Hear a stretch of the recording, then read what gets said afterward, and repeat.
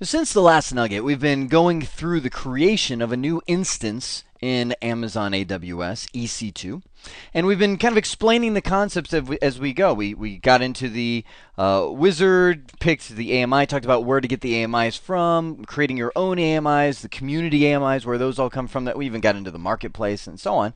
But once you pick the AMIs, you get to pick your region, which we did over on the left, and then choose the availability zone, the number of instances. We talked about the pricing. You really think we've talked about a lot. The different kind of pricing models that you can go with.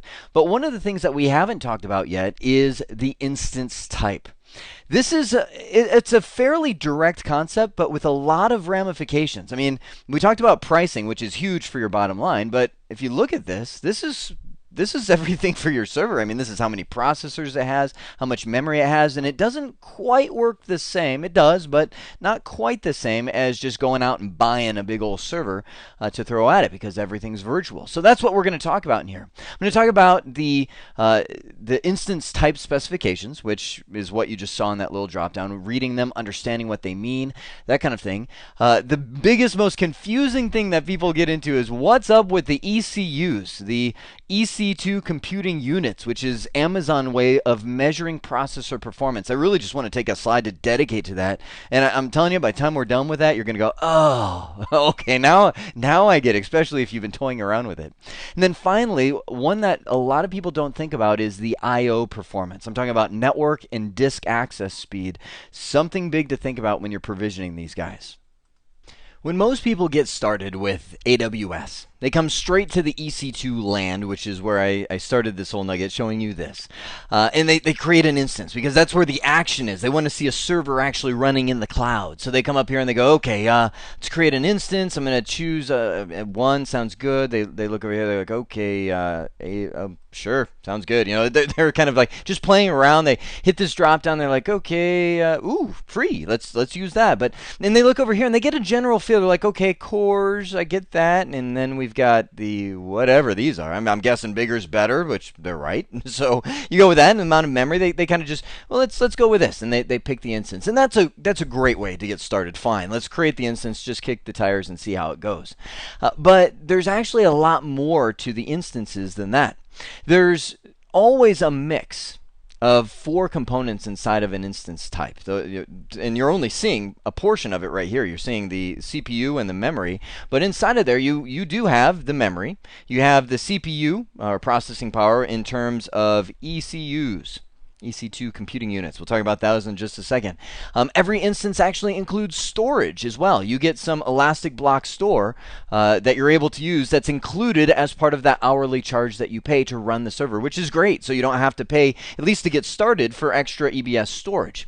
And then finally, you have the I/O performance, which, again, I'm going to talk about this later, which is hugely important in terms of how well your instance runs in the cloud. So the best place to go, once you want to dig beyond the surface, is to look at their documentation, Amazon's documentation on instance types. You'll see that we have the standard instances that are created. We've got small, medium, large, extra large that is out there. And those all fall underneath what I would call the standard. Where most people get started is micro, and they actually have a category for that. They say, oh, by the way, here's your micro instances. Now, the micros are the ones that they include free, or I'll say at least 750 hours free with a new account. So they are kind of the table scraps. Like, everybody's eating at the table and they kind of sweep a couple crumbs off. They go, hey, micro instance, that's for you. Not to say that you can't use them in production. You can. However, do know that you are getting the leftovers when you go with the micro instances, which is why they didn't throw these under the standard. For instance, you look at the memory, you're like, okay, that's not bad. But then you look here, you're like, okay, 2 EC2 compute units. Well, that's good, especially when you look at the small instance, which is actually more costly than the micro, and you go, well, wait a sec. You get 1 here, and you get 2 here. What do you mean? Well, notice that they're saying up to 2. As in, this isn't really guaranteed. EC2's compute units, or ECUs, are really a measure of computing power. They're kind of like, you know what? If we have some leftovers, you could get up to 2 for a short time. then we're going to throttle you back down to kind of just pathetic values. This is not something that you would really want to depend on. And Amazon put it a great way when they said they are well suited for lower throughput applications and websites that require occasional or additional compute cycles periodically. There's the keyword, period. Like, sure, it's a website, doesn't get much action, run it on a micro. That's fine. However, when you start moving into the small, now you're feeling a little more guaranteed. Like, I know I'm getting 1.7 gigs of memory. I know I've got that one ECU dedicated to me. I'm always getting that processor. I've got 160 gigs of EBS storage. That's awesome. So I've got 160 gigs of elastic block store that when my machine's running, it's there. I can shut it down and it's there. It's included in my hourly charge. So that's really good to see. I get a moderate amount of I/O performance. That's a big thing to consider. So what I really want to do is kind of break these down and talk about them. But keep in mind, I want to talk big picture right now. If you're looking for quantifiable, like, this is exactly what I'm getting in terms of hard drive performance, which is directly impacted by I/O, or network performance, or processing power. Looking at Amazon's website, you're going to feel like, I just need something really tangible, which you're not going to get really from Amazon's website. If you Google it, you'll find out hundreds of people have been doing benchmarks, and you can pull some benchmarks that you can depend on. But there's really a lot of virtual side of it. If you really think about Amazon's advice, it works well. They say the best practice is start small, benchmark it, and scale up if necessary. It's the beauty of this model. In a traditional model, if you're moving from 2 cores to 4 cores to 8 cores, you're buying servers. I mean, that's a significant investment. It's not very easy to do. Whereas here, you might say, well, let's give it a try. Let's move into the very large or extra large, processing and memory resources. And at that point, it's fast. Wow, that's great. But can we do on a large? Can we handle medium? Can we kind of just move between them and see what works for your business? And then benchmark it out and move forward from there. Now you'll see that these are all divided. I'm showing you the standard instances, which are right here. But they're actually divided into standard, you got the micro, and then you move into high memory. It's very common when you get into servers that you're running to consume a lot of memory. So if you have that need, you notice that we're still hanging out with a decent amount of processors, 6.5. And then they're saying, but this guy has 17 gigs of memory. This guy has 64 gigs of memory. This one has, did I say 64? I meant 34. This one has 68 gigs of memory. So we're just going down an increasing significant amount of memory, which is great for things like databases, things that need to consume a lot of that memory to work well. You also have high CPU, something where you're churning through a lot of data. And then recently, I'd say the last couple months, these have come about. Cluster computing instances where you've got a bunch of memory, but look at that. Bam! Just tons of processors that you're able to throw at this. And they even do a case study on these guys. And these also include video offloading, where you've got GPUs in addition to CPUs to do a lot of graphics rendering, things like that that you can include in there. And they do some case studies where there's colleges that have put this together to, a matter of fact, let me just pull it up. They have, what is this? This is somebody. It doesn't say who it is, but things like molecular modeling, genome analysis, numerical. I mean, when you think about, the SETI project that I talked about earlier, where it just needs a ton of processor, that's where those would come into play. That's not the traditional business that's using those kind of instances. So that's where you can come in here and choose what level of instance you would like to run at. Now, the big thing I want you to understand is those ECUs and the I/O. Now, before I talk about the ECU directly and define what that is, I want to talk about the why behind it. And if you think about it, it really makes sense. Processors have been increasing in speed year over year. You have Moore's Law, you have all kinds of things that says it's going to get faster. But they've kind of reached a wall with the processors. You might remember, this was, I think it was the Pentium 4. I think we were into the range, and I could be wrong. It's been a long time, but we were at like 3.4 gigahertz and things like that, and people were like, man, how much faster can we make this? How much closer can we pack those wires to make this thing faster? And they kind of hit the wall. They're like, we just can't do it. These things get too hot, they melt down. So as we moved into a new realm of technology, Intel and all the AMD processor manufacturers started saying, well, we can't make that one processor faster, so they started splitting it up and saying, okay, we're going to have 2 cores actually running at 1.7 gigahertz or whatever the case, whatever volume it's at, to where now you can combine and get that level. And now we can put multiple processors split into where you get 4 processor machines, all that kind of stuff. And now you got the quad cores where we take these processors and take all these little 1.7 gigahertz or 1.0 or whatever they're rated at and combine that all together, because programs, applications, operating systems are all now geared to be multi-processor compliant, to where they're not just going to peg, well, they shouldn't if they're a well-written application, they're not just going to peg one of those cores completely. They're going to try and distribute the load between multiple cores so that they gain the benefits of the entire processor. So that's where we are. And over time, I mean, just as things progress, you're getting more and more and better physical processors that are out there. That's how things work. Now, let me get to my statement at the top.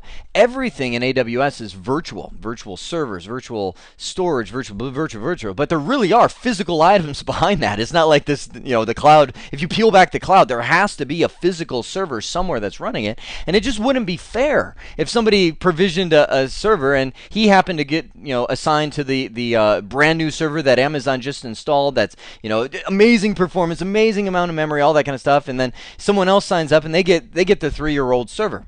So Amazon had to come up with a way of measuring the processing unit and really limiting it to where it's fair for everybody. Everybody gets kind of the same level. So they created the ECU, which stands for EC2 Compute Unit.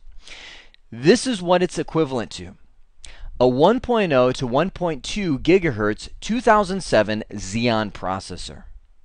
Okay, so let's put that together. We're not, everybody's like, oh, I want an Intel i5, if they're thinking of a desktop unit, or an Intel Xeon such and such, the latest and greatest that comes out. Really, this kind of generifies, that's a word I just made up, it generifies all of the processing into this kind of generic standard, to where when I say I'm getting an 8 ECU unit, that means I'm getting essentially the equivalent of 8 processors running between 1.0 and 1.2 gigahertz. That's the speed that they're rated at. Now, I'll say in my experience, just about everything's running at 1.2. And then you combine that with the number of cores. So let's look at some examples. I'm going to bring this guy back up here. I clicked the drop down. Well, actually, let me go to the instance types. I just Googled and brought that up. So let's look right here. We've got let's go with a large. A large says I have 4 EC2 units, which are 2 virtual cores, 2 cores, with 2 EC2 compute units each. Okay, so let's factor that all. It's almost like we got to do some math here. So we said 4 ECUs in the large. We know that, let's go with the 1.2. We know that each one of those ECUs is the equivalent of 1.2 gigahertz of processing, but it also said that I get 2 virtual cores, 2 cores. Okay, so I've got 4 ECUs, so let's just multiply that together. I've got 1.2 times 4. That'd be 4.8 gigahertz of processing power that is split between 2 virtual cores. So I take that, divide it by 2 cores, equals 2.4 gigahertz per core. So when I'm thinking of a large server instance, I'm thinking of a dual core processor, each one of them running at 2.4 gigahertz each. Did you follow that? 2.4. It's kind of a complex way to get there, but once you get it, you're like, oh, that kind of makes sense. And, let's look at Matt. Well, let me look at one more before I give you an actual live example. Let's look at the extra large. We've got 8 EC2 units, so that's 4 virtual cores with 2 ECU units each. So same kind of thing. So if I were to take 1.2 gigahertz times 8, we've got 6 carry the 1, 9, right? So 9.6 gigahertz divided by 4 cores.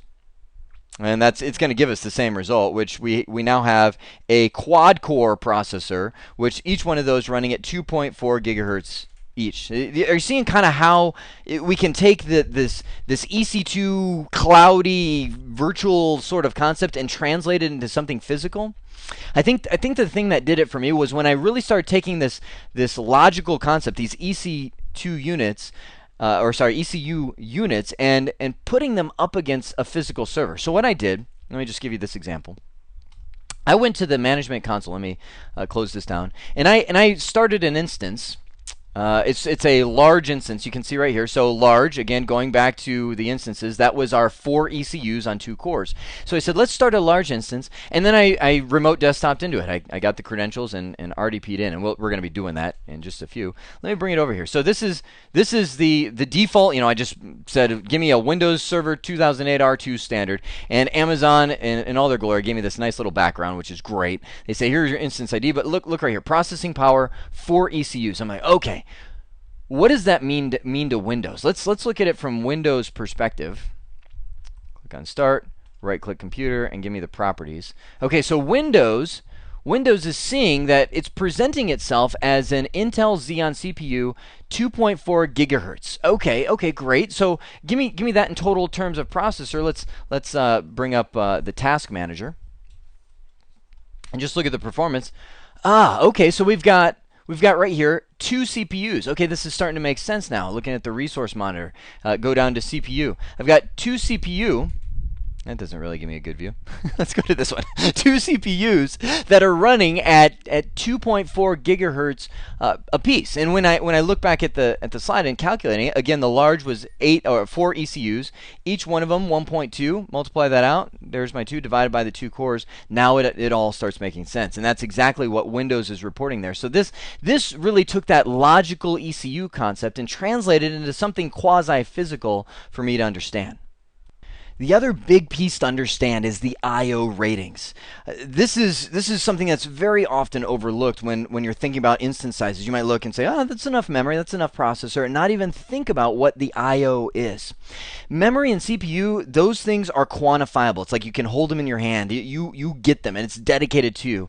For some reason, I don't know why, I think about it like a slab of butter. It's like you come to AWS and say, I want a large instance. They go, okay, you've got those, what did I say, 8 ECUs that are dedicated to you and 6.7 gigabytes of memory or whatever the amount is. It's like they took a big slab of butter and said, and chopped it off. That's yours. Squish it in your hand. Do whatever you want. Matter of fact, you know what?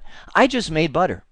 The other night, I made butter. I was at a friend's house. I got to tell you the story. Please hang on. AWS on hold for a second. I just got to tell you the story because it was amazing, and I'm gonna change your life if you've never heard of this. I was at a friend's house. We were eating dinner, and they're really kind of homey, crafty, and they go, here, have some butter, and they're like, we made that yesterday, and I go, you made butter? You just make butter? And they go, yeah, it's easy. Just grab some heavy whipping cream, put it in a jar, and just shake it. I'm like, huh?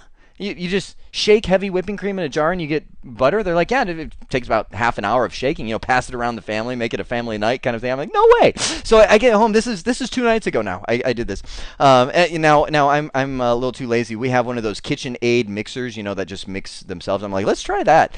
So my wife picked up some heavy whipping cream. We dumped it in there and just hit go. And I was like, oh, let's go. And so we were just chatting and all that kind of stuff. So if you've ever dealt with whipping cream before, it's kind of like making pies and all that. You kind of go through these phases of you kind of like it gets whippy. That's where you make the pies and all that. But if you keep mixing, like just let it keep going, 15, 20 minutes later, it magically turns to this. It's really weird. Seriously, it's like you'll be watching it, it's creaming, all of a sudden it's like, oh, it's getting a little lumpy, and then boom, it just suddenly becomes butter. It's like you're sitting there going, did that just happen? Really?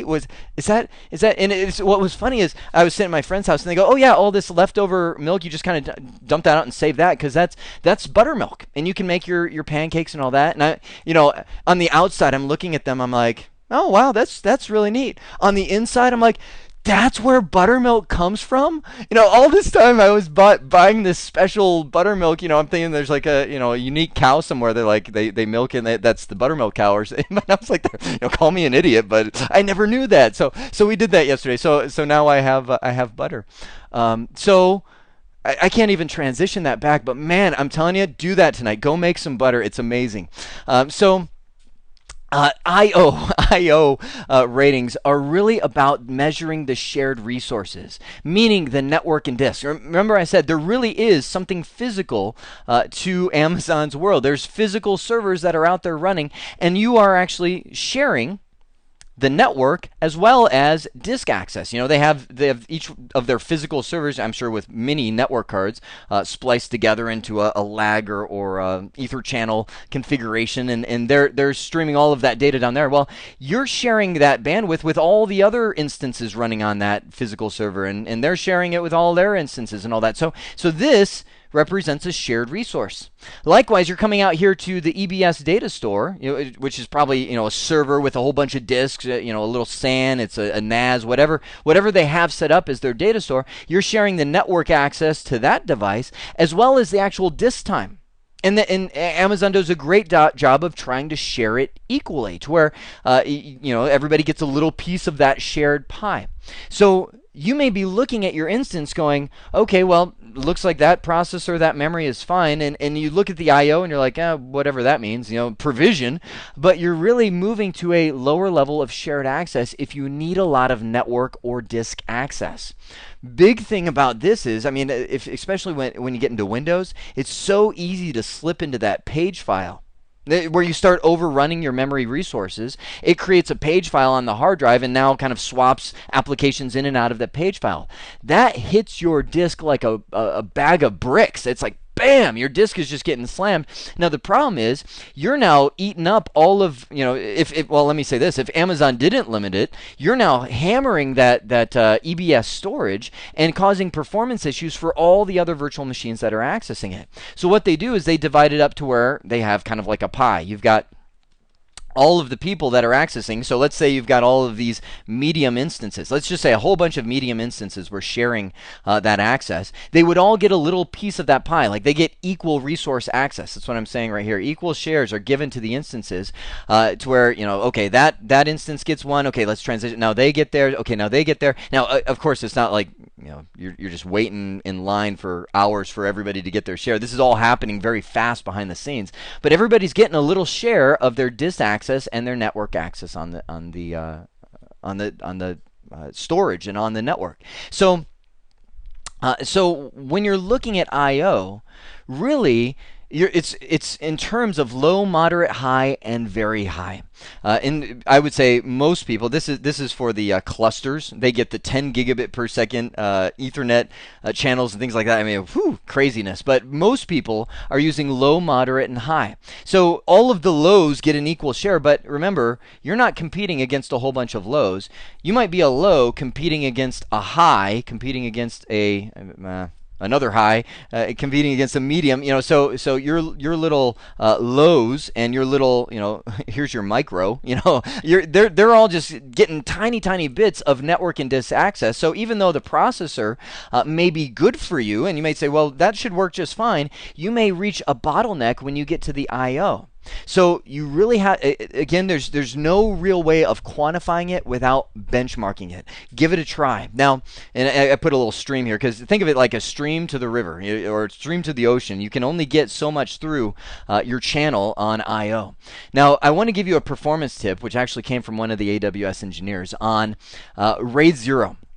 You can get a little, if you require heavy disk performance, which a lot of people do, there's a lot of people that need a lot of disk performance, you can get a little bit more by doing some RAID 0 yourself. Meaning I can create an EBS volume, which comes by default with my instance, and say I want a 10 gigabyte EBS volume, to where I'm storing my data on that volume. Well, I can start creating a bunch of EBS volumes. And then within my instance, let's say this is disk 1, disk 2, disk 3, disk 4, et cetera, et cetera, et cetera. You can keep going. Within my instance, let me actually bring my instance back up here. I can then set up a RAID 0, which is considered a stripe set, over all of those drives. Let me go to the manage here. Now I'm just doing this in Windows. You can do this in Linux as well. There we go. Go to the storage. I've got my disk management right here. Now, this is, for instance, one disk. You can see this is one EBS volume of 30 gigabytes. Well, I could go out and add. Hey, let me get my pen here. I could start adding, disk 1, disk 2, disk 3 in Windows, and then in Windows I could highlight all of those guys and click Create a RAID set. and I would set it up for RAID 0. And what RAID 0 does is it stripes all of that data across all those drives. So instead of just getting one drive that you're writing to at a time, you can actually, in this case, write to 4 drives simultaneously, theoretically increasing your performance by 4-fold. And I say in theory, but you got to benchmark it, because not only are you having the disk that you're going against, but the network as well. That being said, there are some very good benchmarks. You can find them on the internet where people have done this and done very well. Keep in mind the risk of this. When you use RAID 0, you are striping bits of your data across a bunch of disks. If one of those EBS volumes go down, and not hoping that they will, but the chance is there that it could go down, you lose that whole set. It's gone. All of your data is gone. So that would be something that you would really want to think through, having redundancy, having replication, that kind of thing, maybe 3-4 different instances doing this, and now you're feeling pretty good. If you lose one of them, hey, I've got 2 or 3 extra backups that I'm failing over to. So that's the idea of I/O that you really have to think through. Great. Well, at this point, you should be able to start putting these pieces together to form what an instance really is from the cloud. Getting that kind of warm, fuzzy feeling of like, okay, I get this. When I hit those next, finish buttons, I'm doing it with kind of an understanding of what's going on behind the scenes. I see what those instance types are. I understand what an ECU is. I know where that's being stored with the ephemeral or EBS storage. I'm understanding where the I/O performance comes in on throttling my hard disk access or my network access from my instances. To where now, instead of just going, okay, yeah, next, oh, look, it's working. Okay, great. We have a server in the cloud. You're really understanding what's happening behind the scenes. Now, there's plenty more to come, plenty more to discuss, but we are getting ready to the point where we can confidently get our instances running. I hope this has been informative for you, and I'd like to thank you for viewing.